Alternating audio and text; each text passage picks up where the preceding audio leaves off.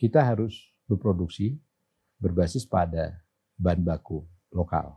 Seperti di soil stabilisasi, ini kita kan sangat mengurangi jumlah galian batu, pasir, karena 98% sudah gunakan lokal tanah setempat. Yang ada di tempat itu. Yang ada di tempat itu.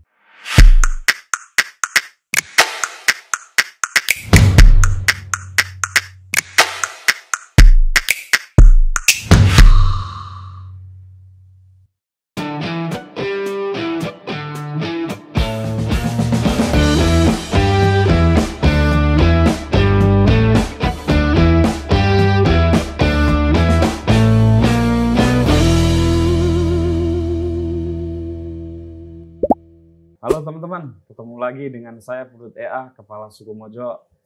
Dan saya senang sekali sore ini karena silaturahmi dengan orang yang luar biasa,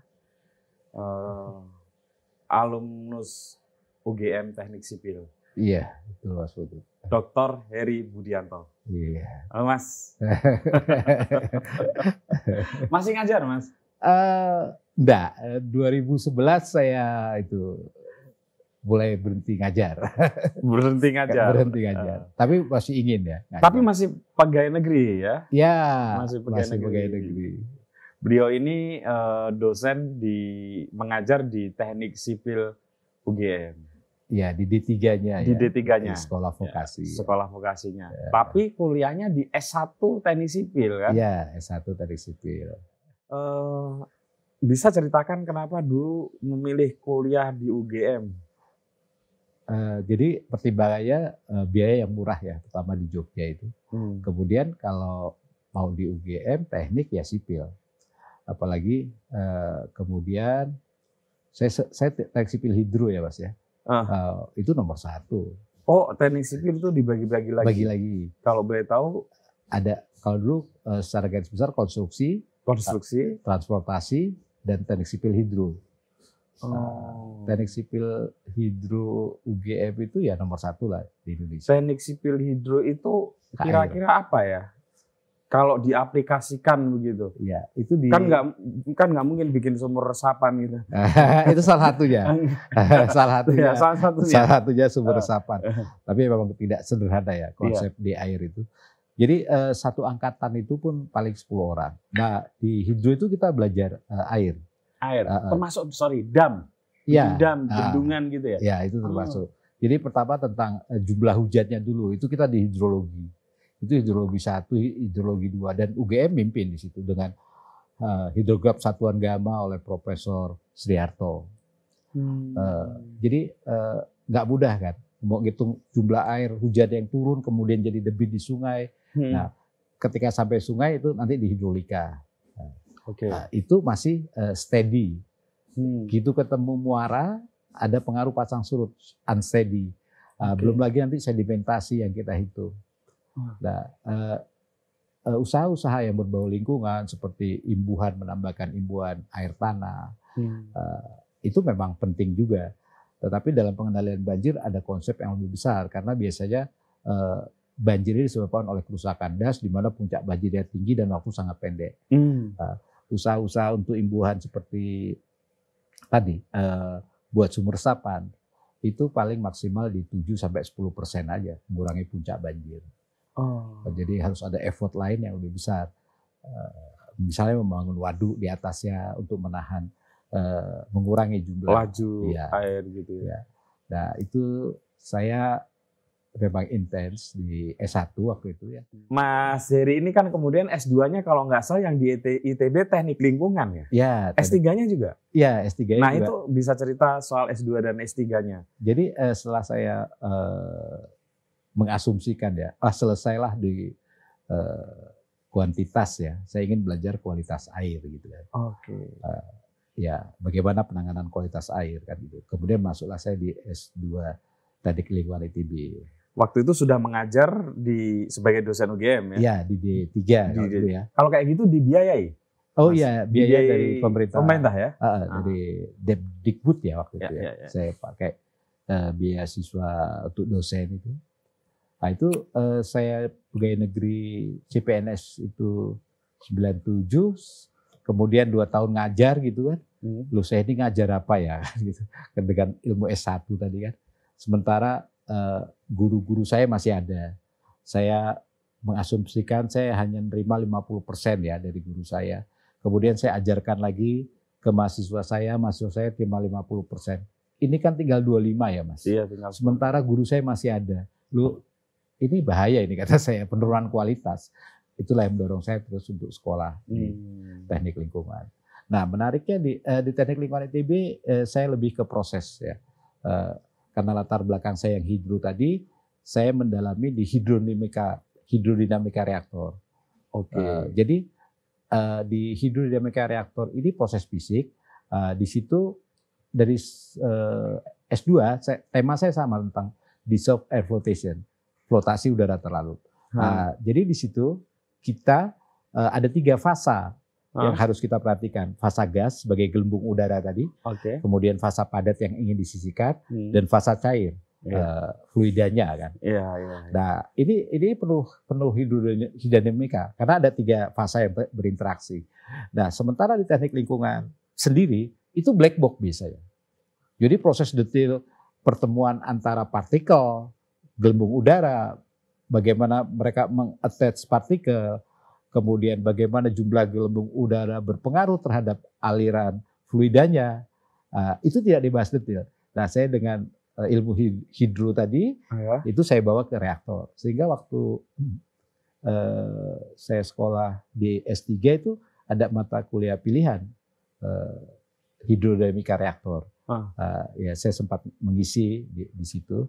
Tapi mata kuliah pilihan ya. Nah, hidrodinamika ini kan akan semakin bergerak, akan semakin penting, Mas. Jadi ini nanti di CFD, Computational Fluid Dynamics,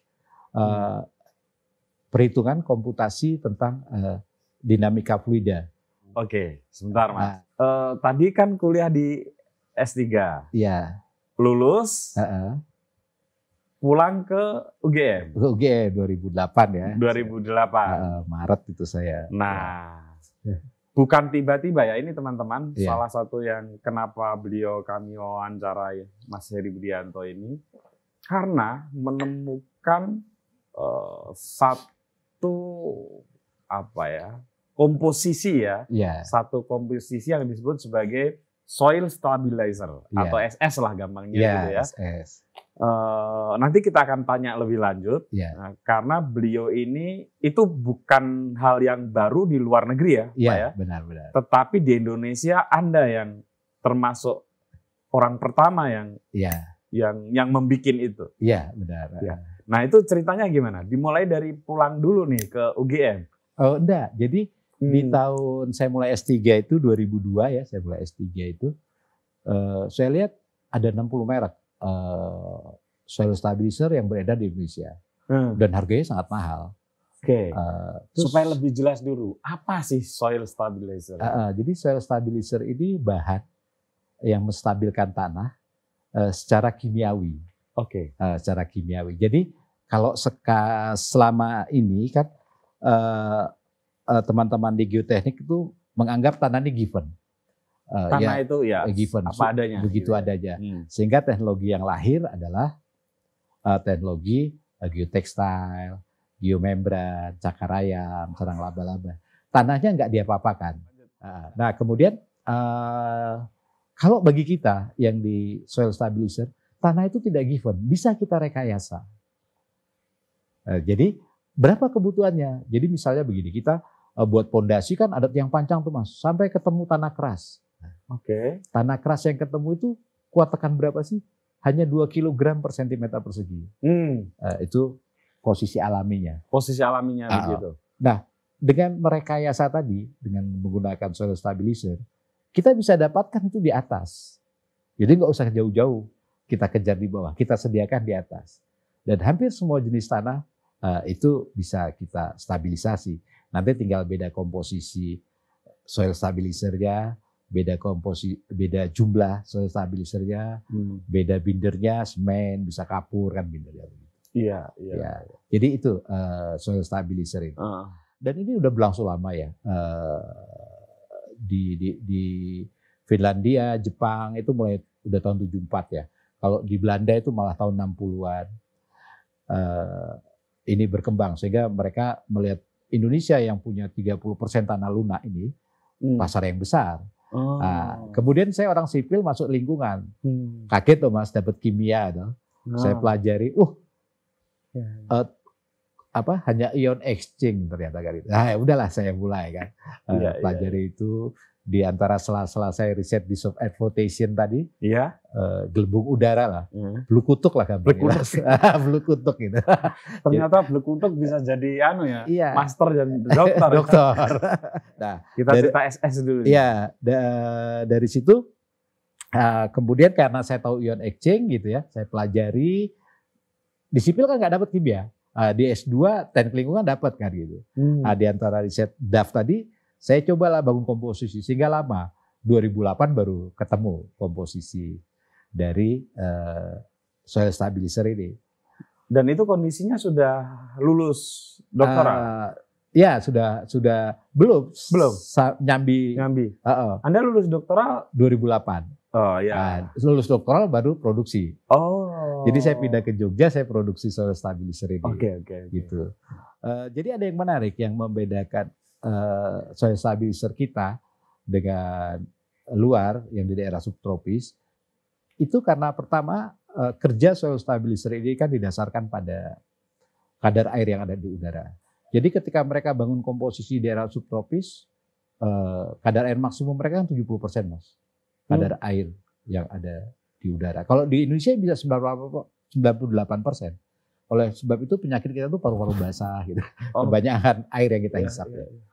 Nah, ini juga mempengaruhi dari kualitas soil stabilizer yang kita hasilkan. Kemudian juga basis yang kedua, kita menyediakan. Jadi tujuan kenapa sih sudah pakai semen masih tambahin soil stabilizer? Tujuan kita adalah membentuk kristalisasi dari hasil hidrasi semen. Jadi semen itu berhidrasi. Ini semen biasa. Semen PC ya, Portland semen itu ya. Portland semen tipe 1 kan. Gitu. Ya. Karena kalau bukan semen yang untuk bangunan ya. Iya, bukan. Kalau semen bangunan itu kan udah komposit semen ya. Iya. Ada Portland komposit semen, ada Pozzolan komposit semen itu sudah ditambahkan. Biasanya fly ash 20% ya. Oke. Nah, semen yang dimaksud di istilah ini tadi apa? Iya, semen tipe 1. Jadi yang bukan PCC, yang semen untuk ngecor gitu. Gitu. Nah, itu hasil hidrasinya tadi masih bentuk gel, kalsium silikat hidrat. Nah, ini kita picu menjadi kristal. Menjadi kristal itu melibatkan silika dan aluminium. Nah, silika aluminium ini kita larutkan. Jadi kita larutkan, si aditif tugasnya adalah melarutkan silika dan aluminium yang ada di tanah. Nah, ketemu gel tadi, hasil hidrasi semen akan membentuk kristal. Pembentukan itu dipicu kalau ada air, karena silika sama aluminium terlarut. Nah, kita mengandalkan silika dan aluminium yang ada di tanah. Nah, kalau aditif luar negeri, itu biasanya disediakan silika aluminiumnya. Sehingga jumlah aditifnya jadi semakin banyak untuk tanah yang sama. Kemudian juga yang ketiga di sana itu, yang saya agak heran ya, mereka sangat memperhatikan asam humik. Jadi kalau di tanah itu Mas, tanah subur itu kan karena ada asam humiknya yang banyak. Nah, itu biasanya di permukaan. Di top soil ya? Top soil. Nah, untuk menghilangkan asam humik ini, mereka tambahkan sulfat. Sulfat ini mengurangi kinerja PC pada kenyataannya di sipil ini, kita tidak pernah gunakan top soil. Top soil kita singkirkan nanti untuk reklamasi lagi ya. Jadi itulah beberapa kelemahan dari yang kita koreksi ya dari riset soil stabilizer di luar negeri. Kok kepikiran untuk memproduksi? Jadi karena kita memperkenalkan, maaf ya, banyak yang meneliti tetapi tidak memproduksi kan? Banyak sekali ya. Karena kebetulan saya dosen sekolah vokasi ya, atau D3 dulu ya. Iya. Itu kan harus aplikatif tuh Mas. Oke. Harus aplikatif. Nah kata saya harus bisa sampai mana barangnya kan begitu ya. Konsumen kan butuh itu kan. Monggo Pak, teorinya mau ion exchange, mau double layer ya toh. Yang mau penting mana barangnya. Nah sementara harga saat itu sangat tinggi. Jadi waktu saya produksi yang import itu import. Itu saya turunkan 50%. Sorry, kalau waktu itu tahun 2008 harga SS import itu satuannya kilogramnya? Iya. Per kilogramnya berapa? 450.000. 450.000. Begitu saya produksi, menurut saya dari hasil riset saya, wah buat ini akeh gitu. Wah enggak terima saya. Gitu saya produksi Mas, saya separuhnya. Jadi dari 60 merek yang beredar, paling sekarang tinggal 11 merek loh. Tergerus oleh pasar Anda? Iya, tergerus oleh harga yang kita banting. Dan jadi, itu harga anak bangsa kan? Iya, harga anak bangsa. Dan sudah disesuaikan dengan kondisi di Indonesia. Tadi menariknya, kita jumlah aditifnya juga hanya 50% dibanding jumlah aditif dari luar untuk mencapai kekuatan yang sama. Saya mau tanya gini, proses tersulit di risetnya dulu dalam membuat komposisi SS itu. Ya proses tersulit itu menemukan komposisi yang pas ya. Karena begini, kita waktu percobaan awal itu pakai pure grade. Jadi yang pure grade itu yang sampai 98-99% kadar kemurnian senyawa gitu. Nah gitu mau produksi kan nggak mungkin pakai pure grade. Kenapa? Pakai industrial grade dong. Pure grade mahal Mas. Kudu industrial grade. Nah, di industrial grade ini kan impuritasnya paling 3%. Tetapi ini sangat mengganggu sekali kinerjanya. Itu juga kelemahan di banyak penelitian ya. Misalnya penelitian pertanian, produktif di skala Denplot misalnya. Tapi begitu di skala industri lahan yang luas, masih banyak kekurangannya kayak gitu ya. Iya, itu memang tantangan dari riset gitu. Masuk tadi pakai industrial grade ya toh kinerjanya turun jauh, tidak seperti saat pure grade kan gitu. Betul. Berarti komposisi kan harus diulang lagi. Impuritas yang 3% itu mempengaruhi sekali. Yang ulang lagi Mas. Itu yang paling berat. Akhirnya karena begitu banyak kemungkinan ya iso nekur dungo ya toh. Mudah-mudahan ini udah bener ini. Pakai unsur D ya? Pakai unsur D, doa Mas. Jadi tidak ada itu. Ini intelektual juga. Peneliti yang pintar itu tidak ada. Peneliti juga ada unsur doa dan unsur K mungkin. Keberuntungan. Keberuntungan, oh iya pasti itu. Jadi gini, mungkin Gusti Allah tuh ya melas ya. Bedino ngoplak ngaplek ngene ra temu-temu nyoh kali itu. Jadi saya balik.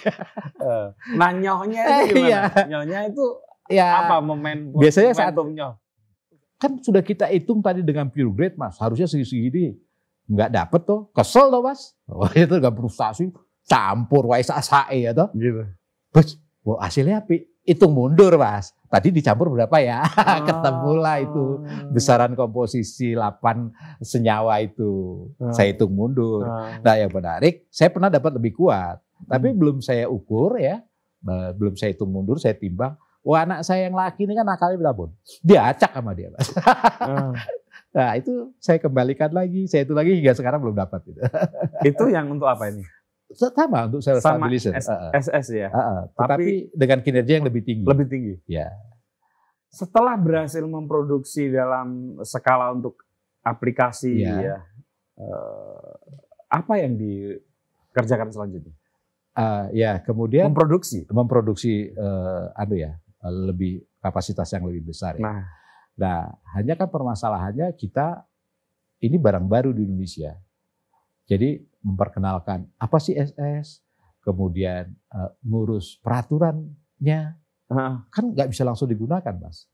Harus kita jelaskan juga ke teman-teman di PU.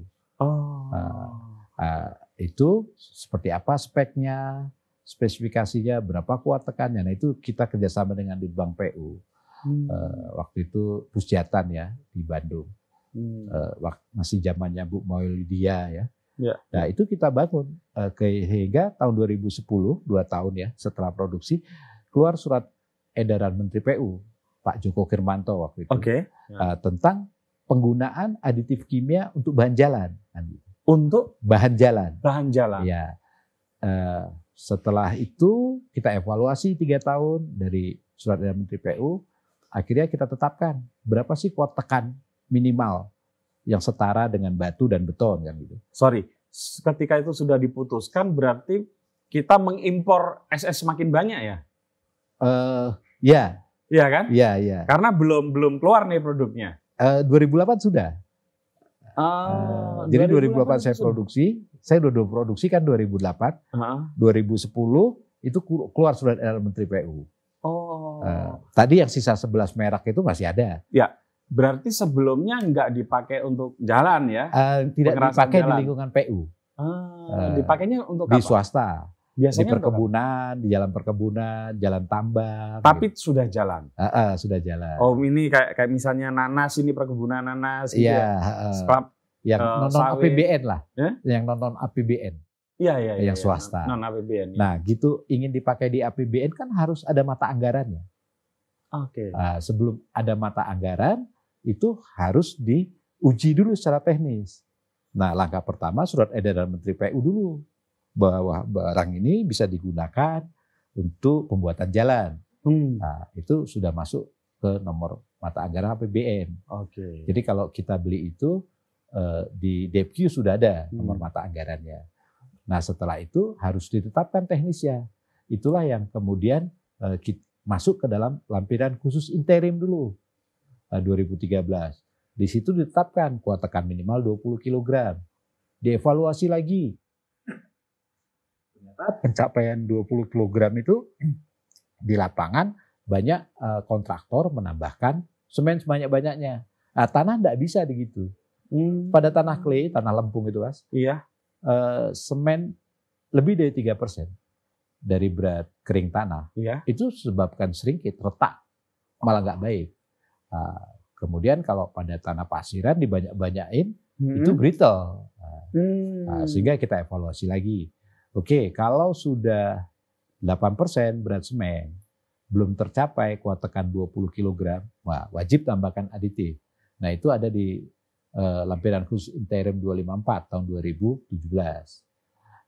Dievaluasi lagi di 2018 kita masuk ke spesifikasi umum. Jadi nganter peraturannya sudah 8 tahun Mas. Iya. Dari mulai riset dari produksi 2008 baru ke spesifikasi umum tuh 10 tahun ya. Dari 2008 hingga 2018, 10 tahun. Oke, saya mau agak detail lagi. Ketika Anda pulang terus memutuskan produksi itu kan berarti menjadi semi pengusaha ya? Mau enggak mau Mas, terpaksa ya. Iya. Nah, itu apa yang dilakukan pertama kali? Jadi ketika memproduksi ada bikin pabrik gitu. Iya, buat pabrik kan gitu. Nah, uangnya dari mana? Nah, sisa-sisa tadi itu ya. Sisa dari ini. Saya kan konsultan juga. Jadi konsultan desain jalan itu. Di tahun 2008 hingga 2012 itu.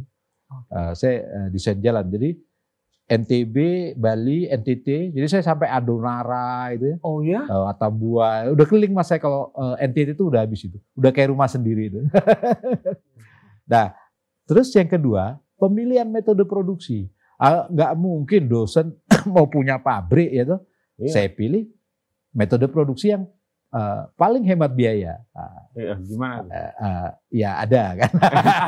Yang prosesnya rumit ya tuh. Jangan pakai tekanan, jangan pakai suhu kan gitu kan. Sehingga unit rahasia perusahaan. Iya, unit produksi saya nggak gede tuh. Bisa lah saya produksi, kemudian saya jaga dead storage atau ada di gudang itu minimal 50 ton. Udah main ton. Ya, jadi kalau berkurang 10 ton saya produksi lagi. Dan enaknya kan ini produksinya tidak tidak tiap hari ya. Ya. Itu yang kemudian juga daya tahannya bisa 3 tahun. Sehingga overhead saya tidak terlalu tinggi. Maksudnya daya tahan disimpannya. Iya, disimpannya gitu. Nah, tantangannya lagi ketika memasarkan produk itu. Itu gimana tuh? Kan gitu. Bisa sekarang sudah bisa memproduksi secara massal, udah bikin pabrik memproduksi. Nah, menjualnya kan nggak gampang juga tuh. Iya. Menjual barang seperti SS ini. Iya, harus didik konsumen kita. Iya. Karena barang kompetitor sudah banyak juga kan. Sudah banyak. Yang kedua yang lebih berat tadi metode ini udah oke belum kan gitu. Ya kita lewat teman-teman konsultan nyampaikannya, teman-teman di Balai Besar Jalan dan Jembatan. Nah, karena semangatnya sama ya. Jadi semangatnya adalah bagaimana kita mengurangi sumber daya alam dalam membangun jalan. Jadi kalau selama ini kita bangun pakai jalan batu gitu ya Mas ya. Resep tradisional itu batu tersedia itu cuma ada di Palu dan Merak yang masuk spek untuk buat jalan di Indonesia. Oh ya. Kan jadi sangat mahal. Dan suatu saat akan habis juga. Akan habis. Nah, atau beton sama lah kan begitu ya. Nah, kalau dengan soil stabilizer ini bahan baku lokal itu bisa sampai 92% kita gunakan. Maksudnya 92%? Pakai tanah di situ. Tidak perlu datangkan input dari luar ya? Iya, inputnya kan tadi cuma semen 8%. Oke. Sama SS. SS-nya itu cuma 1-2% aja dari berat semen, bukan berat kering. Jadi paling 1-2 kilo untuk 1 meter kubik kan begitu. Jadi kalau 1 kilo kira-kira membutuhkan berapa SS? Ya kalau lebar 5 gitu lebar ya. 5? Ya 1 ton. Sedikit sekali aditifnya itu. Jadi dibanding nilai proyek gitu tapi kalau membangun 1 kilo saya kebayang uang Anda banyak banget itu. Kalau 1 kilo lah, kalau 100 kilo. Sebenarnya relatif ya uang itu. Nah kalau saya sih untuk riset-riset berikutnya, tapi dengan catatan berbasis bahan baku. Masalah utama kita adalah bagaimana bahan baku lokal kita itu menjadi semakin berguna. Nah itu kita bisa mandiri. Sehingga pesta pembangunan ini pesta pembangunan rakyat Indonesia. Oh ya maaf, nama perusahaannya Mas Heri ini adalah Diva ya? Diva Mahakarya. Diva Mahakarya. Iya. Kok sorry supaya ini, kok namanya Diva Mahakarya? Mahakarya oke lah. Oke. Diva itu nama anak saya. Dila Farhan. Jadi kita dulu pernah punya merek ya. Kemudian ya pecah kongsi dagang. Ini kalau pecah kongsi dagang nggak rebutan merek. Kalau nggak punya anak namanya Dila Farhan bukan barangmu. Balik lagi ke lantai. Lantai ini ya apa? Dibuat tadi dengan abu marmer, kita tambahkan Diva, tambahkan semen. Nah ini bukan kayu ya? Ini bukan kayu. Bukan. Iya, iya. Apa ini? Ya itu tadi limbah dari kapur, limbah dari abu potong Merapi, dari batu Merapi kita potong, ada halusnya tuh. Nah itu kita gunakan untuk bahan ini. Lisplang di depan, kayu-kayuan. Ini rumah percobaan, Mas. Gitu. Jadi kita harus yakin kita gunakan bukan kayu, ya? Bukan. Wah, menarik. Banyak hilirnya ya yang bisa kita aplikasikan. Ya. Terakhir ini. Ya. Isu pembangunan kita ini salah satunya yang terpenting adalah isu lingkungan. Ya. Bagaimana kelestarian alam tetap terjaga. Ya. Supaya bisa menopang hajat kehidupan manusia di generasi-generasi selanjutnya. Nah, kalau di pandangan Mas Heri, gimana sebagai seorang doktor, seorang intelektual, sekaligus seorang pengusaha? Ya, jadi menurut saya kita harus berproduksi berbasis pada bahan baku lokal. Seperti di soil stabilisasi, ini kita kan sangat mengurangi jumlah galian batu, pasir, karena 98% sudah gunakan lokal tanah setempat. Yang ada di tempat itu. Yang ada di tempat itu. Nah, inovasi-inovasi yang lain juga harus sustain seperti itu. Oke. Mas. Ya, Mas. Terima kasih banyak. Ini obrolannya menarik. Sama-sama. Dan mungkin lain kali kita mau ngomongin soal yang lain tadi itu ya. Lebih spesifik ke yang masih skala lab, yang sehingga kira-kira begini, selama ini kan pembangunan apapun itu selalu punya implikasi terhadap lingkungan, dan belum ada titik temu yang bisa diterima oleh banyak pihak.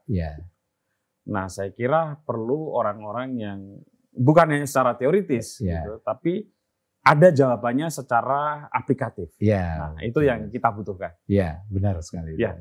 Dan salah satunya Anda. Terima kasih banyak. Terima kasih Mas Heri atas ilmunya. Ya. Teman-teman, itu obrolan saya dengan Mas Heri Budianto ya yang telah memproduksi salah satu komposisi soil stabilizer pertama kali di Indonesia, anak bangsa, dan mengurangi berbagai dampak kerusakan lingkungan. Terima kasih Mas Heri. Sama-sama. Sampai ketemu lagi dengan tamu saya selanjutnya.